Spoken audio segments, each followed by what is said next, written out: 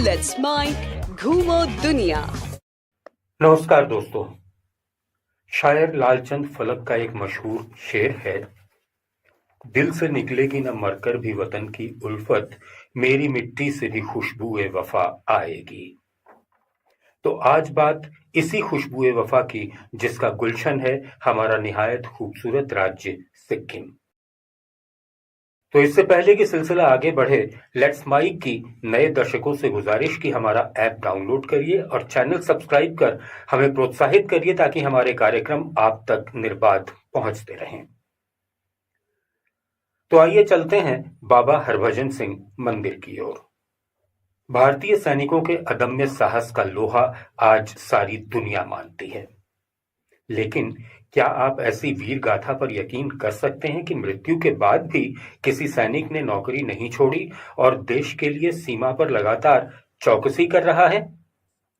जी हां, सिक्किम की राजधानी गंगटोक से और ऊपर जेलेप दर्रे और नाथुला दर्रे के बीच करीब 13,200 फुट की ऊंचाई पर बना है महान सैनिक बाबा हरभजन सिंह का मंदिर। एक ऐसी पुण्य स्थली जहां केवल भारतीय सेना ही नहीं बल्कि चीनी सेना भी शीश नवाती है। तो आखिर कौन थे ये सिपाही हरभजन सिंह, आइए जानते हैं। इनका जन्म 30 अगस्त 1946 को पंजाब के सदराना गांव में हुआ था, जो अब पाकिस्तान में है। इन्होंने 1966 में भारतीय सेना ज्वाइन की और 2 साल के अंदर 1968 में इन्हें 23वीं पंजाब रेजिमेंट के साथ पूर्वी सिक्किम में तैनात किया गया। 4 अक्टूबर 1968 को टुकुला से डोगनचई ला के बीच खच्चरों का काफिला ले जाते हुए इनका पैर फिसल गया और नीचे गहरी खाई में गिरने से इनकी मृत्यु हो गई। लेकिन खाई में पानी के तेज बहाव के कारण उनका मृत शरीर करीब 2 किलोमीटर बह गया। बहुत खोजबीन के बाद भी सेना के जवान हरभजन सिंह का शव नहीं ढूंढ पाए। कहा जाता है कि हरभजन सिंह ने अपने साथी सैनिक के सपने में आकर अपना मृत शरीर मिलने का जो स्थान बताया था, वहीं वो मिला भी। यहां तैनात जवान बताते हैं कि बाबा ने सपने में ही अपनी समाधि बनाने की बात भी कही थी। वही समाधि स्थल आज मंदिर का स्वरूप ले चुका है। ऐसी मान्यता है कि मृत्यु के बाद भी बाबा हरभजन सिंह अपनी ड्यूटी करते हैं और चीन की सभी गतिविधियों की जानकारी अपने साथियों को सपने में आकर देते हैं। श्रद्धा और विश्वास का संगम देखिए कि उन्हें अन्य स्टाफ की तरह सैलरी मिलती है और साल में 2 महीने की छुट्टियां भी। इसके साथ साथ अन्य सभी सुविधाएं आज भी उन्हें दी जाती हैं। 2 महीने की छुट्टी के दौरान न्यू जलपाईगुड़ी रेलवे स्टेशन से पंजाब के कपूरथला के कूका गांव तक ट्रेन में उनका टिकट बुक कराया जाता है और स्थानीय लोग उनका सामान लेकर उन्हें रेलवे स्टेशन छोड़ने जाते हैं। एक रिजर्व सीट उनके लिए खाली रखी जाती है। कुछ सैनिक भी सामान और उनकी स्मृतियों के साथ यात्रा करते हैं। उनके वेतन का 1/4 हिस्सा उनके परिवार को भेजा जाता है। इतना ही नहीं, नाथुला में जब भी भारत और चीन के बीच फ्लैग मीटिंग होती है तो बाबा हरभजन सिंह के लिए एक कुर्सी अलग से लगाई जाती है। बाबा हरभजन सिंह मंदिर में उनकी मूर्ति के साथ उनके शस्त्र, जूते और बाकी सामान भी रखे हुए हैं। सेना के जवान ही इस मंदिर में पूजा आरती करते हैं। उनके जूतों पर पॉलिश की जाती है और जवान ही उनके सामान की सार संभाल करते हैं। लोगों का तो यहां तक मानना है कि सुबह उनके जूते कीचड़ से सने होते हैं और बिस्तर सलवटों से भरा मिलता है। सैनिकों को विश्वास है कि बाबा हरभजन सिंह आज भी यहां मौजूद हैं और मुस्तैदी से देश की सीमा की रक्षा कर रहे हैं। इस हरभजन सिंह मंदिर की भव्यता देखते ही बनती है। प्रमुख रूप से यहां बाबा हरभजन सिंह की सोना मढ़ी प्रतिमा स्थापित है।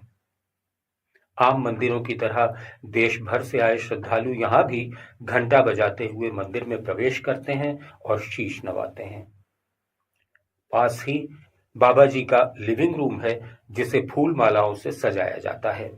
लिविंग रूम के ठीक बाहर बाबा जी का मेरठ में लिया गया ग्रुप फोटो लगा हुआ है। इसके पास ही है बाबा हरभजन सिंह जी का ऑफिस और स्टोर रूम। बाबा जी की आरती मंदिर के अंदर दीवार पर फ्रेम में जड़ी हुई है और वहीं पास ही वाहे गुरु की अरदास भी लिखी है। मंदिर के भीतर दाहिनी तरफ ड्यूटी पर तैनात सैनिक आने वाले प्रत्येक आगंतुक को कड़ाह यानी हलवे का प्रसाद वितरित करते हैं। मंदिर परिसर में ही एक और पर्यटकों के लिए नियमित निःशुल्क लंगर की भी व्यवस्था है। 13,000 फुट से भी अधिक ऊंचाई पर भारतीय सैनिकों के हाथों लंगर में भोजन पाना किसी अमृत से कम नहीं लगता। भीड़ कितनी भी हो, अनुशासित पंगत में सबको पूरी प्रसादी मिलती है। जाहिर है ये अद्भुत रोमांच का अनुभव होता है। आस्था और देश प्रेम के इस तीर्थ पर पर्यटक फोटोग्राफी करना बिल्कुल नहीं भूलते। मंदिर परिसर में शिखर पर लहराता भारतीय तिरंगा सबका ध्यान अपनी ओर खींचता है। पास ही सिख धर्म का निशान साहब हर किसी के मन में आस्था जगाता है। देश प्रेम और आस्था का इससे बेहतरीन उदाहरण और क्या होगा।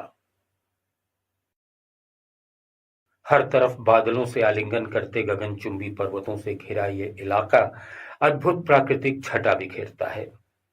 इन पहाड़ों की तलहटी में बनी गहरी गहरी खाइयां देखकर आम लोगों की रूह कांप उठती है, लेकिन इस माहौल में हमारे सैन्य कर्मियों का उत्साही और जोशीला अंदाज दिलो दिमाग पर कब्जा कर लेता है और हर किसी का सिर गर्व से भर उठता है।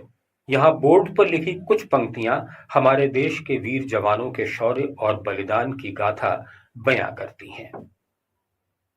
सिंधु तट से हिम शिखर तक हम खड़े दीवार बनकर, आक्रमण जब जब हुआ है हम लड़े तलवार बनकर, रक्त के झरने बहाकर रेत को हमने भिगोया, बर्फ पर भी हम लड़े हैं दहकते अंगार बनकर। और अब देखिए हर भारतीय को गर्वोन्मत्त कर देने वाली एक और दमदमाती प्रतिमा जो मंदिर परिसर में ही दाहिनी तरफ स्थापित है।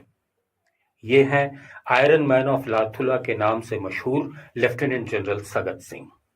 1971 में भारत पाकिस्तान युद्ध के दौरान जनरल ऑफिसर कमांडिंग जैसा क्रूशियल रोल अदा करने वाले पद्म भूषण परम विशिष्ट सेवा पदक से नवाजे गए लेफ्टिनेंट जनरल सगत सिंह की यह दमकती धात्विक प्रतिमा 14 जुलाई 2019 को उनके जन्म शताब्दी वर्ष के अवसर पर प्रतिष्ठापित की गई थी।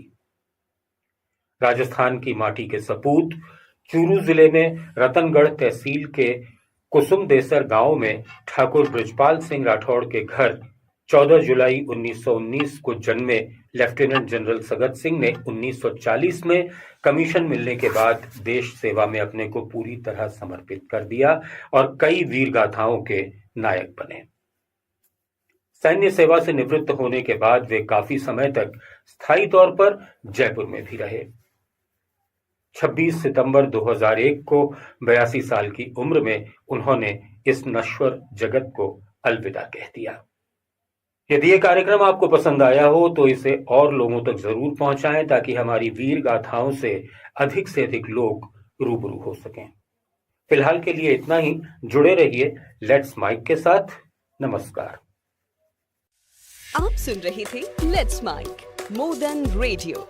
फॉलो कीजिए हमें हमारे सोशल मीडिया प्लेटफॉर्म्स पर।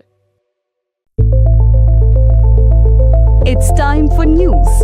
It's time for more than radio. Presenting the first radio news app, Let's Mic.